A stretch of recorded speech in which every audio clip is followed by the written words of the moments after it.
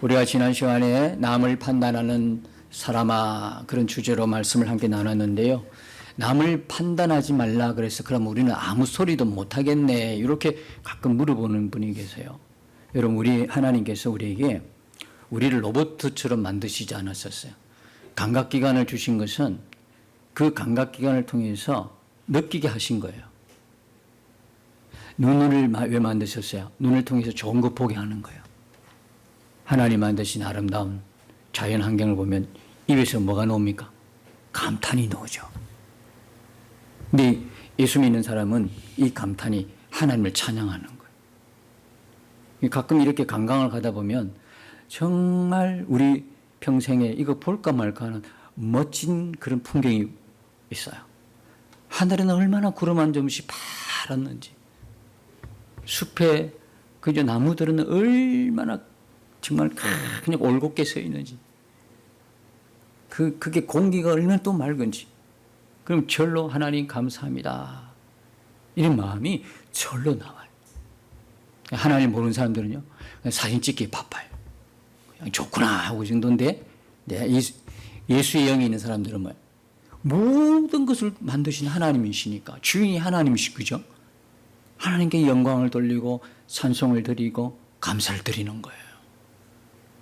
심지어는 예수의 영이 있는 사람들은요 열심히 자기가 열심히 일하고도 끝에는 누가 하셨다고 고백하는 거예요? 주님이 하셨습니다. 이게 달라요. 사는 게 비슷한 거지만 달라요. 모든 초점이 맞춰져 있어요. 우리 하나님께 초점이 맞춰져 있어요. 좋은 일도 그렇지만 그렇지 않은 일에도 하나님의 은혜를 구하게 되는 거예요. 자, 그래서 하나님 우리에게 오감을 주신 것은 느끼는 속에서 기쁘고 행복을 우리에게 주신 거예요. 좋은 음식을 먹으면 맛있다? 뭐 그렇지 못하면 조금 그 안에 이건 판단이 아니에요. 그 느끼는 거예요. 아시겠죠? 정말 옷이 멋져요. 이거 느끼는 거잖아요. 아니라고 이게. 판단하지 말라고 뭐 입 다물어내 이 뜻이 아니고요. 뭐예요? 죄를 지적하게 될 때에, 죄를 다룰 때 판단하지 말라는 거예요.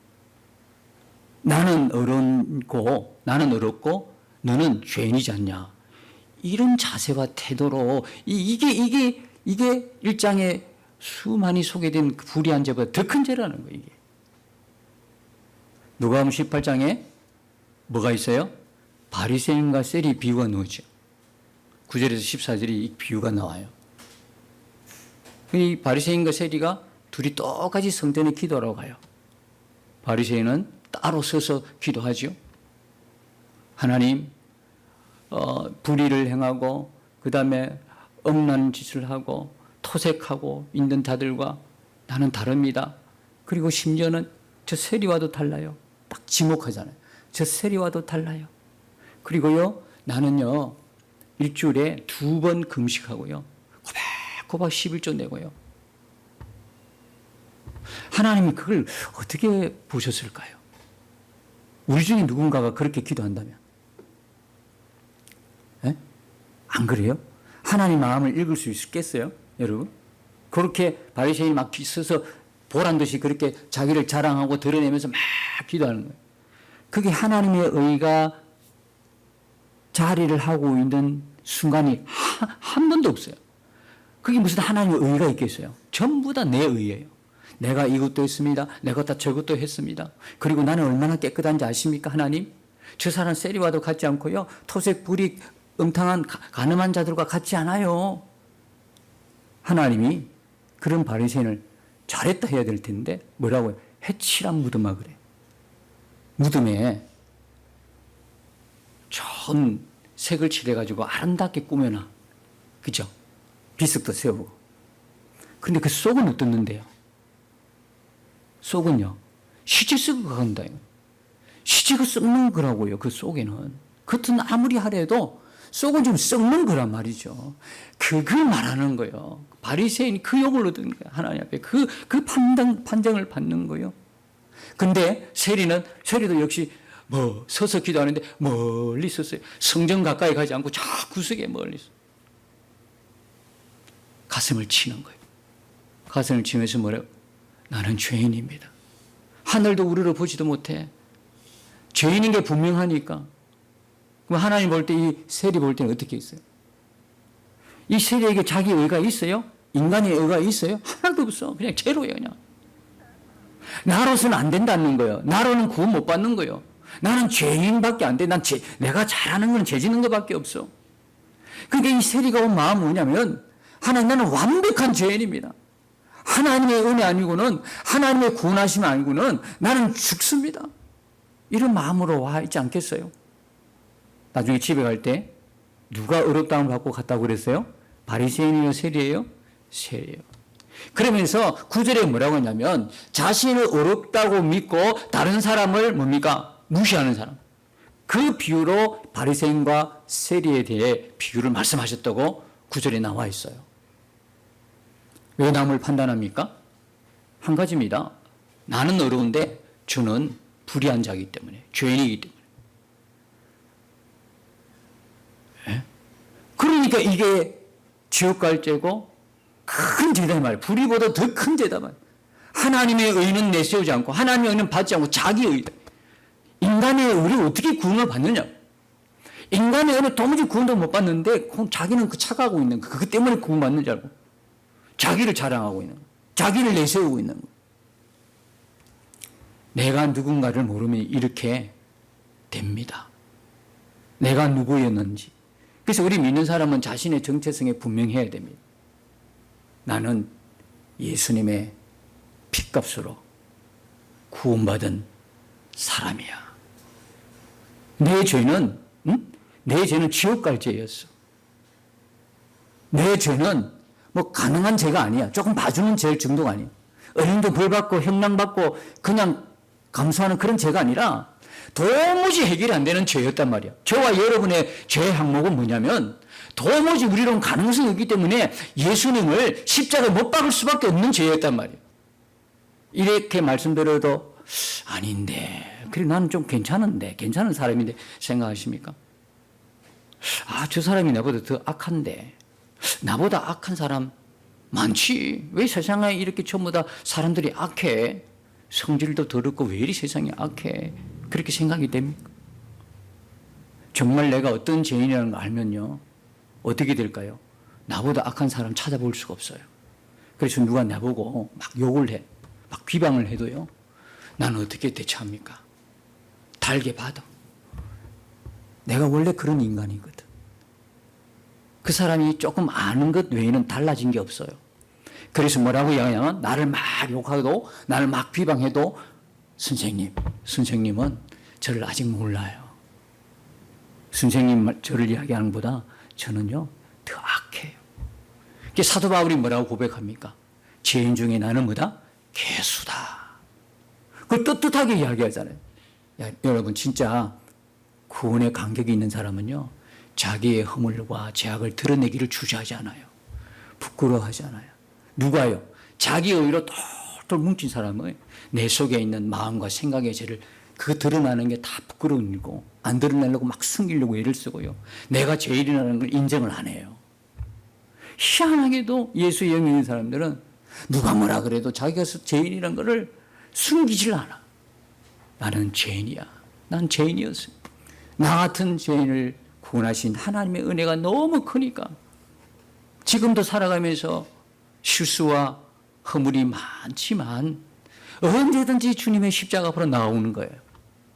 그 십자가 외에는 나는 살 길이 없는 걸 아는가.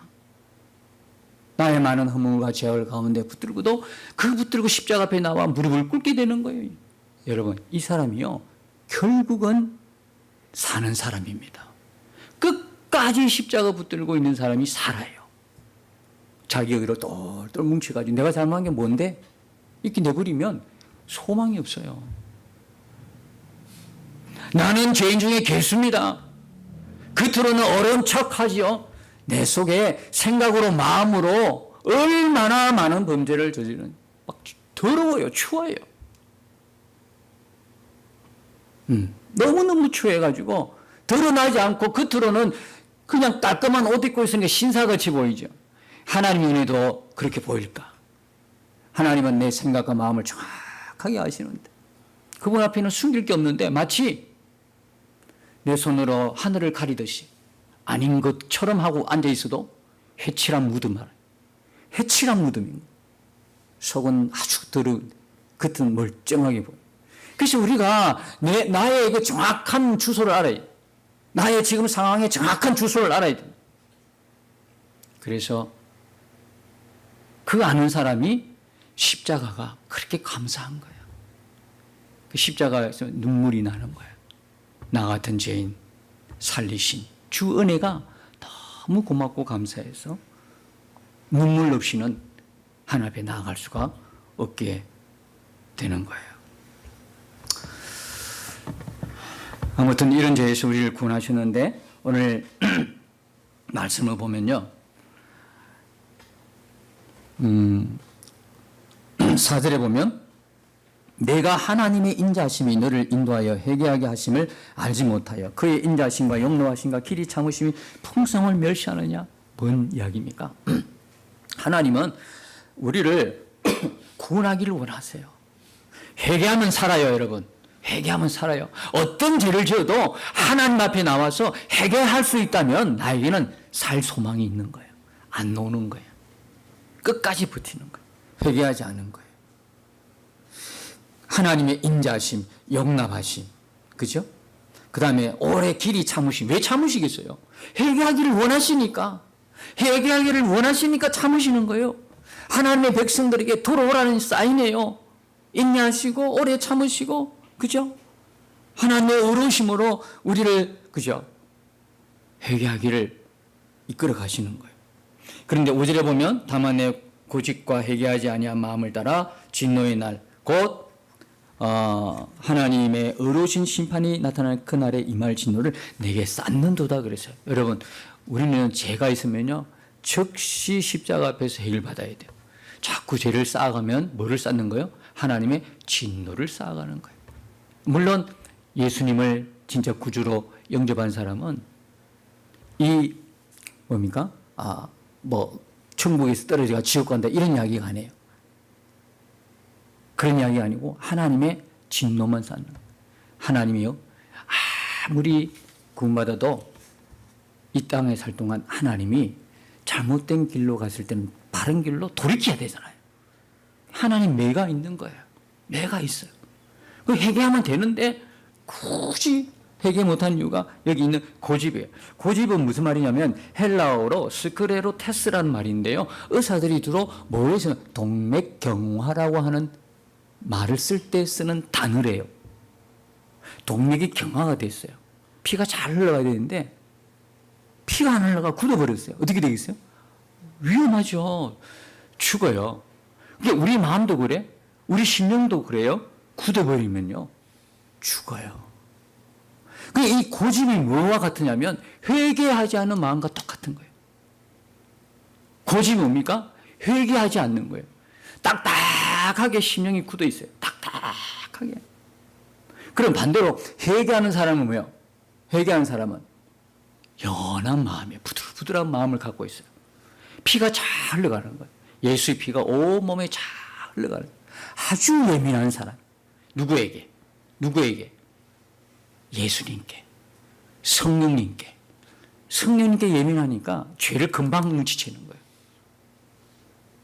우리 안에 성령이 계시기 때문에 눈치 못 채는 사람, 무감각한 사람은요, 아예 믿음이 없거나 믿음이 있는 사람이 그렇다 그러면 하나님과 지금 거리가 멀리 떨어져 있어요. 하나님과 가까이 가면 갈수록 예민해지는 거예요. 이 죄라는 건 특별히 예민해지는 거예요. 금방 눈치채는 거예요. 우리 안에 성령이 그걸 우리에게 알려주시는 거예요. 여러분 어떤 분들이에요? 여러분들은 죄에 예민한 분인가요? 죄를 짓고도 영 모르겠어요? 둔감해요? 네. 그걸 자기 자신을 잘 알아야 돼요. 이 고집이에요, 이 고집. 피가 안 흘러가. 예수 피가 안 흘러가. 그러니까 둔감하니까 이게 뭐 회개할 건지 아닌 건지 몰라. 그래서 어떻게 해요? 회개 못 하는 거예요. 회개 못하게 되면 어떻게 된다고 그래요? 진노의 날 곧 하나님의 의로우신 심판이 나타나는 그 날에 이 말 진노만 계속 쌓아가는 거예요. 나중에 어떻게 폭발해버리는 날이 온다 이 말이에요. 여러분, 하나님의 심판이 있다는 것에 대해서 굉장히 부정적으로 생각하는 사람이 있어요. 여러분도 그렇습니까?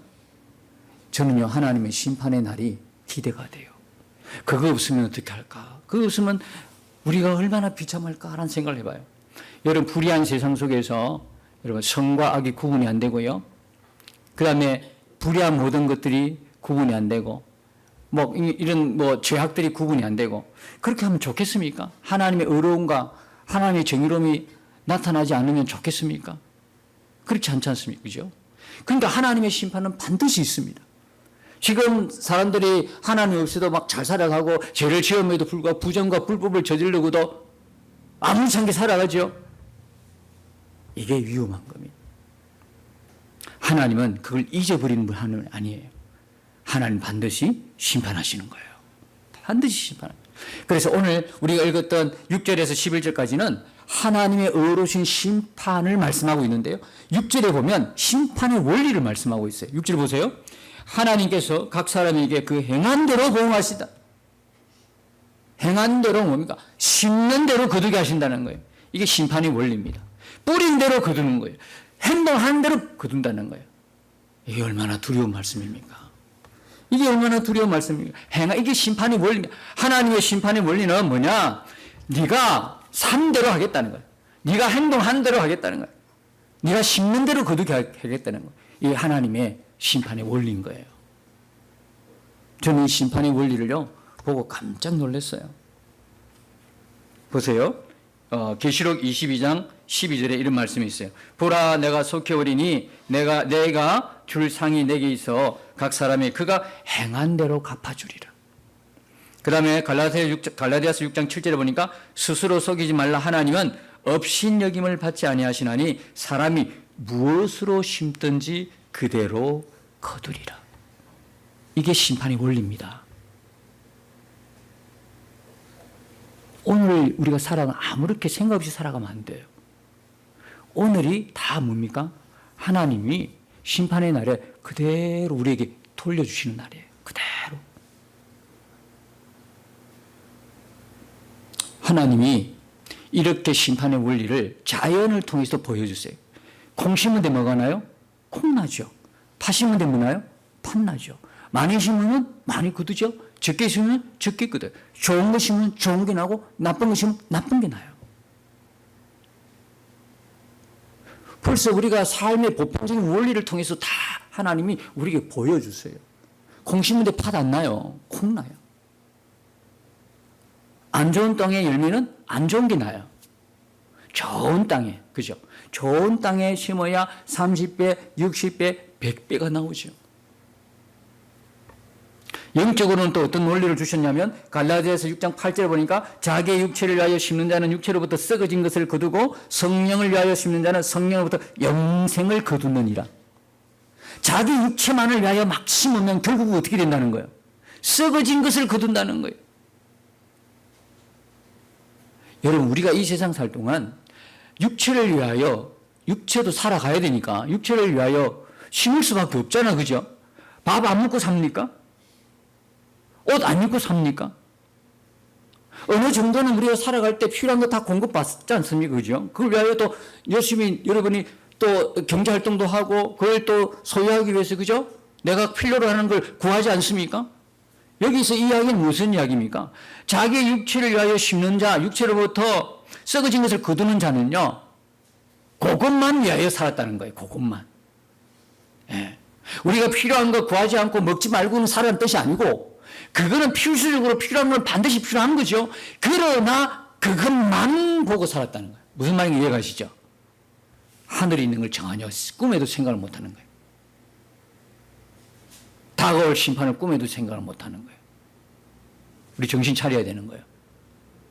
하나님의 심판대 앞에 다 우리가 설 날이 있다는 거죠. 이 사람들 그걸 생각도 못하고 사는 거예요. 그냥 이 땅에 살 동안 자기를 위해서 자기만 좋으라고, 자기만 그냥 즐거우라고, 자기에게만 투자하고 자기를 위하여 쓴단 말이에요. 이 사람들이 나중에 결국 거두는 건 뭐냐? 하나님이 없이 살았기 때문에 이 사람은 결국 뭡니까? 썩어진 것을 거둔단 말이에요. 육신도 썩어져 어차피 없어질 거지만 심었던 모든 결과가 뭐냐? 썩어진 것. 자꾸 보니까 아무것도 없어. 다 썩은 거야. 못 먹는 거야. 그런데 성령을 위하여 심었어요. 성령을 위하여 심은 사람은 성령으로부터 뭘 거둔다? 영생을 거두는 거예요. 성령으로 심는 게 뭔가를 생각도 못하고 사는 사람이 있어요. 성령을 위하여 심는 겁니다. 하나님을 위하여, 하나님 나라를 위하여 영생의 삶을 바라보며 사는 삶이 아니겠습니까? 그러면 성령을 위하여 심는 게 뻔하지 않습니까? 나오지 않습니까? 이 땅에만 육신만 바라보고 사는 것이 아니라 소망을 하늘에 두고 하나님을 위하여 살아가는 삶이다 이 말입니다. 예수님과 동행하는 삶이라는 것입니다. 그런 사람에게는 반드시 뭡니까? 하나님의 의를 믿고 바라고 살아가는 그들에게는 영생이 주어진다는 거예요. 영생이 주어 하나님의 상이 그에게 있단 말이에요. 하나님의 상을 받게 된다는 거예요. 그런데요, 이 심판은, 하나님의 심판은 보편성이 있습니다. 9절과 10절에 보면 보편이 있습니다. 9절에 보면 악을 행하는 각 사람의 영에는 환난과 공고가 있으니 문제는 유대인이요 그리고 헬라인에게로다 그래요. 여러분, 유대인은요 이 말 들으면 깜짝 경긴할 충격적인 말씀입니다. 왜 그렇습니까? 유대인은요 절대 자기들에게 심판이 있지 않다고 생각했어요. 왜? 하나님이 자기 민족을 택했거든요. 자기들은 아브라함 후손이거든요. 하나님의 말씀 율법이 자기들이 주어졌거든요. 그리고 그들은 할례를 받았어요. 그리고 그들은 지금까지도 율법을 행하며 살아왔다고 자부하는 사람들이에요. 그런데 그들에게 심판이 안 믿는 사람과 동일하게 자기들에게도 있다 하면 충격이지 않습니까? 여기 분명히 이야기하겠죠. 유대인에게요 헬라인에게로다. 하나님의 심판은 공정한 겁니다. 하나님은 차별이 없으세요. 구원에도 차별이 없지만 심판에도 차별이 없어요. 그 다음에 10절에 보면 선을 행하는 각 사람에게는 영광과 존귀와 평강이 있으리니 먼저는 유대인에게 그리고 헬라인에게다. 여기에 각 사람이라는 것은 6, 9, 10절 세 번 나와요. 각 사람에게. 여러분 심판은요 각 사람이 받습니다. 내 심판 저 사람 대신 받아주지 않아요. 구원도 마찬가지예요. 아버지가 구원받기 위해서 자녀들이 자동으로 구원받지 않아요. 구원도 각 사람이에요. 심판도 각 사람이에요. 각 사람이 심판. 자기 죄에 대해서 심판받는 거예요. 고린도후서 5장 10절에 보니까 이는 우리가 다 반드시 그리스도의 심판대 앞에 나타나게 되어 각각 선악간에 그 몸으로 행한 것을 따라 받으려 함이라. 몸으로 행한 것. 우리가 이 땅에 살아갈 동안. 그죠? 말하고 행동하고 이런 모든 것들 마음 묻고 생각했던 것. 이게 다 나중에 열매가 되는 거예요. 반드시 거두게 되는 날이 온다는 거예요. 여러분 이런 거 보면 이거 행위 구원인가 착각하겠죠? 악을 행하는 사람, 선을 행하는 사람, 악을 행하는 사람, 선을 행하는 사람 이렇게 놓으니까 이거 행위 구원인가? 여러분 행위 구원은 맞다 틀렸다? 틀렸죠. 왜? 로마서 이야기하고 있잖아요. 복음에는 하나님의 의가 나타났다. 복음에 하나님의 의가 나타나도 분명히 17절에 말씀하고는 뒤에 볼 때는 하나님의 의에 도달한 아무도 없다. 인간의 의로 스스로 구원받아서 아무도 없다. 다시 말하면 이 말은 인간의 행위로는 구원이 있다 없다? 절대 없다는 거예요. 네, 절대 없다는 거예요. 오직 뭐로만? 하나님의 의로만. 그런데 여기 와서 선을 행했다고 악을 행했다고 해서 행위 구원이냐? 아니다라는 이야기예요. 이 이야기는 9절과 10절은요 7절과 8절을 해석하는 거예요. 7절 뭡니까? 참고 선을 행하여 영광과 존귀와 썩지 않으면 구하는 이 사람 누굽니까? 이 사람 누구죠? 이 사람은 그 뒤에 보면 영생을 받은 자잖아요. 영생을 어떻게 받아요? 하나님의 의를 입지 않고는 영생 받을 사람 없잖아요. 하나님의 의를 입은 자거든요. 예수 믿는 자예요. 복음을 믿고 입으로 신한 자거든요.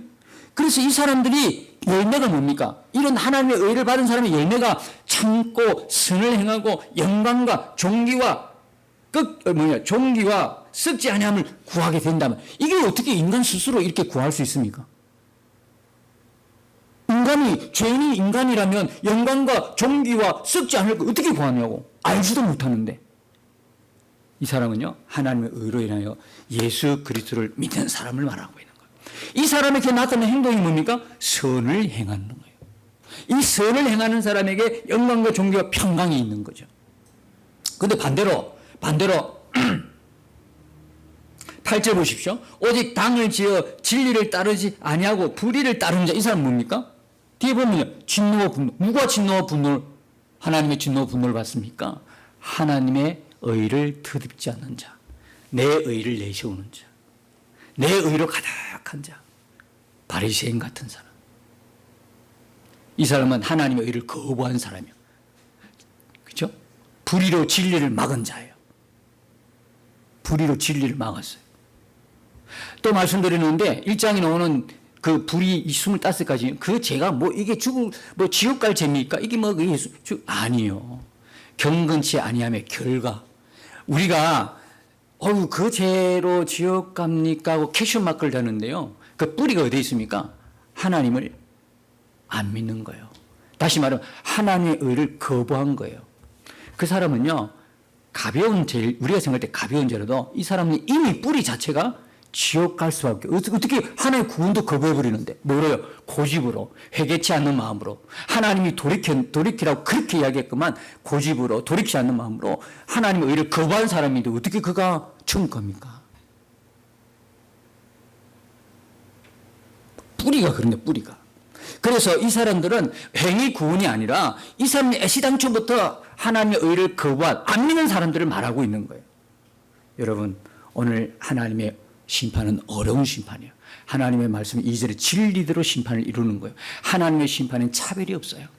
심판의 원리가 뭡니까? 심는 대로 거두는 거예요.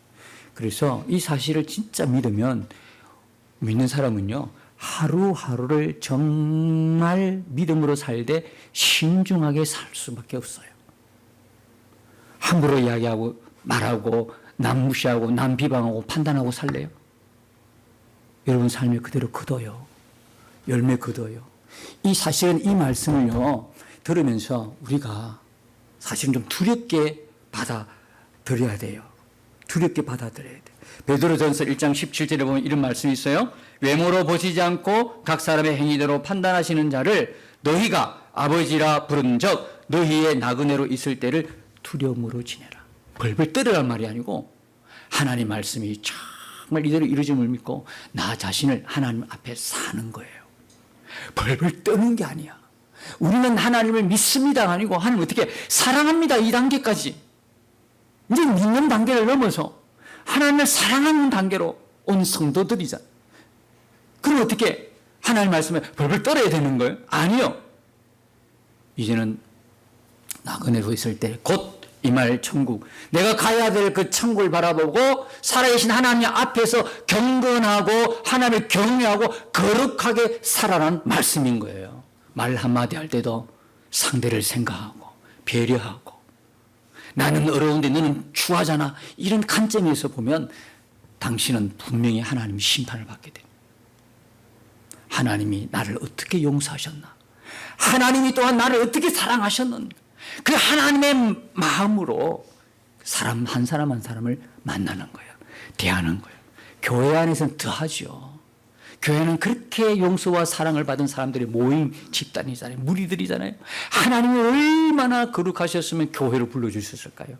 교회 안에서 한마디 말 한마디도 상대를 존중해주고 격려해주고 세워주고 믿음으로 다 일어나도록 어려움을 당하고 슬픔을 당하고 같이 눈물 흘려주고 기쁨을 만난 사람들 같이 기뻐해주고 하나님 볼 때 이 공동체가 얼마나 하나님 보시기에 합당한 공동체가 될까요?